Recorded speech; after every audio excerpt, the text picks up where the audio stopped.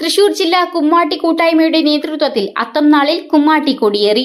നടുവിലാലിൽ കേന്ദ്ര സഹമന്ത്രി സുരേഷ് ഗോപി കുമ്മാട്ടി കൊടിയേറ്റം നിർവഹിച്ചു. വയനാട് ദുരന്തവുമായി ബന്ധപ്പെട്ട് മാറ്റിവെച്ച ആഘോഷ പരിപാടികൾ കലാകാരന്മാരുടെ അഭ്യർത്ഥനയെ തുടർന്നാണ് നടത്താൻ അനുമതി നൽകിയത്.